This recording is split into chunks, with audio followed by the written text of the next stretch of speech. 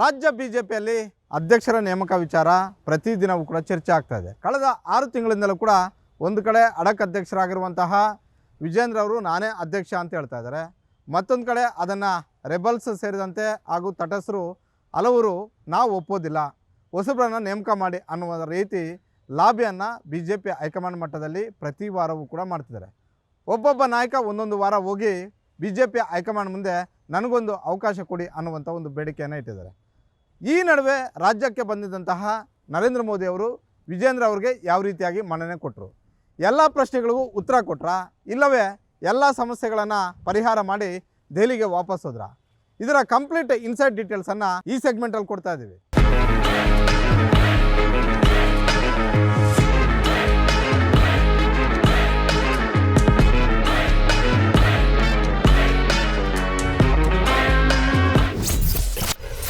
ವಿಜೇಂದ್ರಗೆ green signal ಕೊಟ್ರ Modi. R Ashok ಹೆಸರು ಸೇರಿಸಿ ಮುಜುಗರ ತಪ್ಪಿಸಿದ ಜೋಶಿ. ನರೇಂದ್ರ ಮೋದಿ ಭಾನುವಾರ ಬೆಳಗ್ಗೆ ಬೆಂಗಳೂರಿಗೆ ಬರಬೇಕು. ಶನಿವಾರ ಅವರ ಕಚೇರಿಯಿಂದ ಬಿಡುಗಡೆ ಮಾಡಿದ್ದಂತಹ ಪಟ್ಟಿಯಲ್ಲಿ ಪ್ರಧಾನಿ ನರೇಂದ್ರ ಮೋದಿ ಅವರ ಕಚೇರಿಯಿಂದ ಬಂದಂತಹ ವಿಶೇಷ ಅತಿಥಿಗಳ ಪಟ್ಟಿಯಲ್ಲಿ ವಿಜೇಂದ್ರ ಅವರ ಹೆಸರು ಮಾತ್ರ ಇತ್ತು. ಆಗ ರಾಜ್ಯದಲ್ಲಿ ಚರ್ಚೆ ಆಗಿದ್ದೇನಂತ ಹೇಳಿದ್ರೆ ವಿಪಕ್ಷ ನಾಯಕ ಆದಂತಹ ಆರ್ ಅಶೋಕ್ಗಿಂತಲೂ ಕೂಡ ವಿಜೇಂದ್ರ ಅವರಿಗೆ ಹೆಚ್ಚು ಮನ್ನಣೆ ಕೊಟ್ರ. ಮುಖ್ಯಮಂತ್ರಿ ಇದ್ದಂತಹ ಕಾರ್ಯಕ್ರಮಗಳಲ್ಲಿ ಸಹಜವಾಗಿ ವಿರೋಧ ಪಕ್ಷದ ನಾಯಕರಿಗೆ ಆಹ್ವಾನವನ್ನು ಕೊಡಬೇಕಾಗುತ್ತೆ. ಬೆಂಗಳೂರಿನ ಪದ್ಮನಾಭನಗರದ ಕ್ಷೇತ್ರದ ಶಾಸಕರು ಕೂಡ.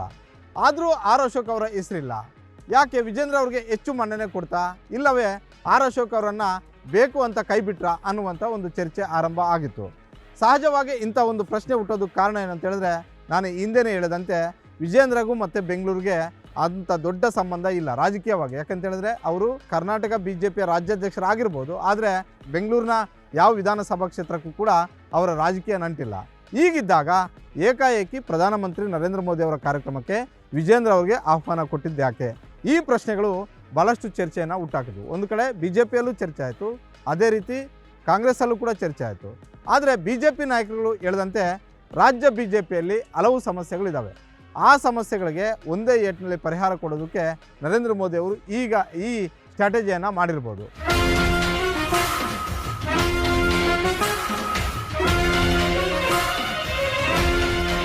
ವಿಜೇಂದ್ರ ಅವ್ರಿಗೆ ಅವಕಾಶ ಕೊಡೋದರ ಮುಖೇನ BJP ಹೈಕಮಾಂಡ್ ವಿಜೇಂದ್ರ ಅವರಿಗೆ ರಾಜ್ಯಾಧ್ಯಕ್ಷರಿಗೆ ಏನೆಲ್ಲ ಗೌರವವನ್ನು ಕೊಡಬೇಕು ಆ ಗೌರವವನ್ನು ಕೊಡ್ತಾ ಇದೆ.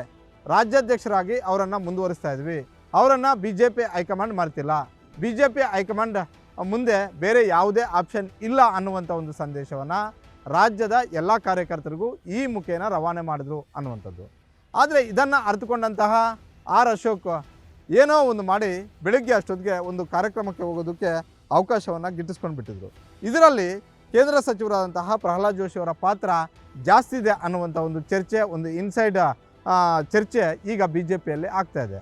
ಪ್ರಹ್ಲಾದ್ ಜೋಶಿ ಅವರು ಯಾವಾಗ ರಾಜ್ಯ ಮಾಧ್ಯಮಗಳಲ್ಲಿ ವಿಜೇಂದ್ರ ಅವರ ಬಗ್ಗೆ ಹೆಚ್ಚು ಚರ್ಚೆ ಆಯಿತೋ ಆ ಸಂದರ್ಭದಲ್ಲಿ ಇದೇನೋ ಬೇರೆ ರೀತಿಯಲ್ಲಿ ಆಗ್ತಿದೆ, ಹೀಗಾಗಿ ಅಶೋಕ್ ಅವ್ರಿಗೂ ಕೂಡ ಅವಕಾಶಗಳು ಸಿಗಬೇಕು ಅಂತ ನೇರವಾಗಿ ಪ್ರಧಾನಿ ನರೇಂದ್ರ ಮೋದಿ ಅವರ ಕಚೇರಿಗೆ ಕರೆ ಮಾಡಿ ಬೆಳಗ್ಗೆ ಪ್ರಧಾನಮಂತ್ರಿಯವರ ಕಾರ್ಯಕ್ರಮದಲ್ಲಿ ಆರ್ ಅಶೋಕ್ ಅವರ ಹೆಸರು ಕೂಡ ಸೇರ್ಪಡೆ ಆಗಬೇಕು ಅನ್ನುವಂತಹ ಒಂದು ಸಲಹೆಯನ್ನು ಕೊಟ್ಟರಂತೆ. ಅದಾದ ಬಳಿಕ ಪ್ರಧಾನಿ ನರೇಂದ್ರ ಮೋದಿ ಅವರ ಕಾರ್ಯಕ್ರಮದಲ್ಲಿ ಒಂದು ಕಡೆ HLಗೆ ಹೋಗಿ ಅಲ್ಲಿ ನರೇಂದ್ರ ಮೋದಿ ಅವರನ್ನು ಇವರೇ ಸ್ವಾಗತ ಮಾಡಿಕೊಂಡ್ರು. ತದಬಳಿಕ ನಡೆದಂತಹ ಅಂತಿಮ ಕಾರ್ಯಕ್ರಮದಲ್ಲೂ ಕೂಡ ಅಶೋಕ್ ಅವರು ಕೂಡ ವೇದಿಕೆಯ ಮೇಲಿದ್ದರು. ಹೀಗಾಗಿ ಕೇವಲ ವಿಜೇಂದ್ರ ಅವರನ್ನು ಅಷ್ಟೇ ಆ ವೇದಿಕೆ ಮೇಲೆ ಕೂರಿಸಿದ್ರೆ ರಾಜ್ಯ BJPಯಲ್ಲಿ ಈಗಿರುವಂತಹ ಸಮಸ್ಯೆಗಳು ಏನು ವಿಜೇಂದ್ರ ಬಣ, ತಟಸ್ಥರ ಬಣ, ರೆಬಲ್ಸ್ ಬಣ ಅಂತೇನಿದ್ವು, ಇದು ಈ ಸಮಸ್ಯೆ ಇನ್ನಷ್ಟು ದುಪ್ಪಟ್ಟಾಗ್ತಿತ್ತು, ಇನ್ನಷ್ಟು ದೊಡ್ಡ ಮಟ್ಟದಲ್ಲಿ ಆಗ್ತಿತ್ತು. ಆದರೆ ಇದನ್ನು ಅರ್ಥಕೊಂಡಂತಹ ಕೇಂದ್ರ ಸಚಿವ ಪ್ರಹ್ಲಾದ್ ಜೋಶಿ ಅವರು ಇದು ಸಮಸ್ಯೆ ಆಗೋದಕ್ಕೂ ಮೊದಲೇ ಮದ್ದನ್ನು ಕಂಡುಕೊಳ್ಬೇಕು ಅನ್ನುವಂಥ ಲೆಕ್ಕಾಚಾರವನ್ನು ಹಾಕಿ ನೇರವಾಗಿ ನರೇಂದ್ರ ಮೋದಿ ಅವರ ಕಚೇರಿಗೆ ಕರೆ ಮಾಡಿ ಆರ್ ಅಶೋಕ್ ಅವರ ಹೆಸರನ್ನು ಕೊನೆ ಕ್ಷಣದಲ್ಲಿ ಸೇರ್ಪಡೆ ಮಾಡಿದರಂತೆ.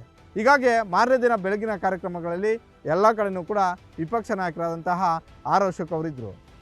ಒಂದೇ ಏಟಲ್ಲಿ 2 ಅಕ್ಕಿಯನ್ನು ಹೊಡೆಯುವಂಥ ಒಂದು ಕೆಲಸ ಅವತ್ತು ಪ್ರಹ್ಲಾದ್ ಜೋಶಿ ಅವರು ತಮ್ಮ ಚಾಕಚಕ್ಯತೆಯಿಂದ ಮಾಡಿದರು. ಪ್ರಧಾನಮಂತ್ರಿ ಅವರ ಕಾರ್ಯಕ್ರಮದಲ್ಲಿ ವಿಜೇಂದ್ರ ಅವರ ಇದ್ದಿದ್ದು ರಾಜ್ಯ ಕಾರ್ಯಕರ್ತರಿಗಷ್ಟೇ ಅಲ್ಲ, ರಾಜ್ಯದಲ್ಲಿದ್ದಂತಹ ಹಲವು ಬಣಗಳಿಗೆ ಒಂದು ಸ್ಪಷ್ಟವಾದಂಥ ಒಂದು ಸಂದೇಶ ರವಾನೆ ಮಾಡಿದೆ. ಅಂದರೆ ಸದ್ಯಕ್ಕಂತೂ ರಾಜ್ಯ BJP ಆಯ್ಕೆ ವಿಚಾರದಲ್ಲಿ BJP ಹೈಕಮಾಂಡ್ ಸದ್ಯಕ್ಕೆ ಯಾವುದೇ ನಿರ್ಧಾರ ತೆಗೆದುಕೊಳ್ಳುವ ಹಂತದಲ್ಲಿಲ್ಲ. ಯಾಕಂತ ಹೇಳಿದ್ರೆ ರಾಜ್ಯ BJP ನಾಯಕರಲ್ಲಿ ಹಲವು ಸಮಸ್ಯೆಗಳಿದ್ದಾವೆ, ಹಲವು ಬಣಗಳಿದ್ದಾವೆ.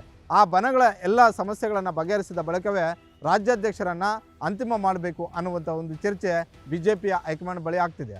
ಅದರಲ್ಲೂ BJPಯ ಅಡಕ್ ಅಧ್ಯಕ್ಷರಾಗಿರುವಂತಹ ವಿಜೇಂದ್ರ ಅವರು ಈಗಾಗಲೇ ರಾಜ್ಯಾದ್ಯಂತ ಸುತ್ತಿ ಪಕ್ಷ ಸಂಘಟನೆ ಮಾಡುವಂಥ ಒಂದು ಕೆಲಸವನ್ನು ಮಾಡ್ತಾ ಇದ್ದಾರೆ.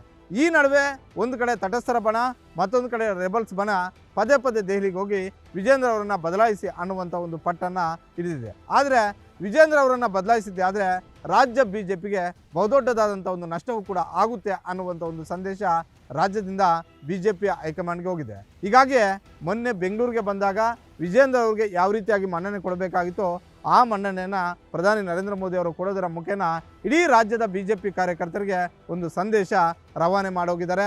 ರಾಜ್ಯ BJPಯ ಅಧ್ಯಕ್ಷರಾಗಿ ಸದ್ಯಕ್ಕೆ ವಿಜೇಂದ್ರ ಅವರು ಮುಂದುವರಿತಾ ಇದ್ದಾರೆ, ಇದರಲ್ಲಿ ನಿಮ್ಗೆ ಯಾವುದೇ ಡೌಟ್ ಬೇಡ ಅನ್ನುವಂತಹ ರೀತಿಯಲ್ಲಿ ಒಂದು ಮಾಹಿತಿಯನ್ನು ರವಾನೆ ಮಾಡಿ ಹೋಗಿದ್ದಾರೆ.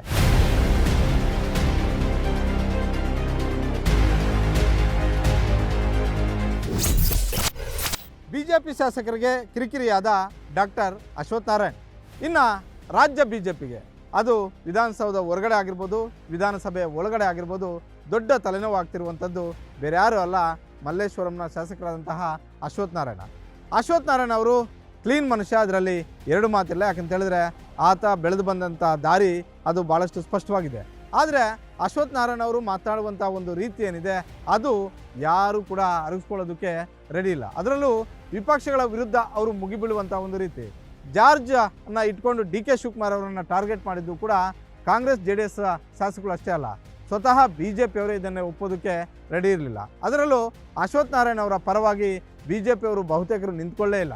ಕಾರಣ ಏನಂತ ಹೇಳಿದ್ರೆ ಅಶ್ವಥ್ ನಾರಾಯಣ ಅವರು ಈ ಆಡಳಿತ ಮಾಡ್ತಿರುವಂತಹ ಪಕ್ಷಕ್ಕೆ ಯಾವ ರೀತಿಯಾಗಿ ತಟ್ಟಿ ಹೇಳಬೇಕು, ಯಾವ ರೀತಿಯಾಗಿ ಕಿವಿ ಹಿಂಡಬೇಕು ಅದನ್ನು ಮಾಡೋದಿಲ್ಲ.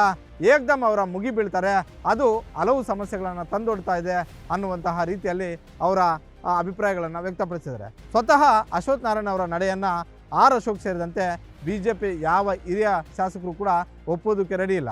ಈ ಬಾರಿ ನಡೀತಾ ಇರುವಂತಹ ವಿಧಾನಸಭಾ ಅಧಿವೇಶನ ಅಷ್ಟೇ ಅಲ್ಲ, ಹಿಂದೆ ಹಲವು ಬಾರಿ ನಡೆದಂತಹ ಅಧಿವೇಶನದಲ್ಲೂ ಕೂಡ ಇದೇ ಸಮಸ್ಯೆ ಆಗಿತ್ತು. ಆದರೆ ಅಶ್ವಥ್ ನಾರಾಯಣ ಅವರು ತಿದ್ದುಕೊಳ್ತಾ ಇಲ್ಲ ಅನ್ನುವಂಥ ಒಂದು ಅಸಮಾಧಾನದ ಮಾತುಗಳು ವಿರೋಧ ಪಕ್ಷದ ಪಡಸಾಲೆಯಲ್ಲಿ ಕಾಮನ್ ಆಗಿ ಹರಿದಾಡ್ತಾ ಇದ್ದಾವೆ, ಕಾಮನ್ ಆಗಿ ಚರ್ಚೆ ಆಗ್ತಿದ್ದಾವೆ. BJPಯಲ್ಲಿ ಈ ರೀತಿಯಾದಂತಹ ಸಮಸ್ಯೆಗಳಿದ್ರೆ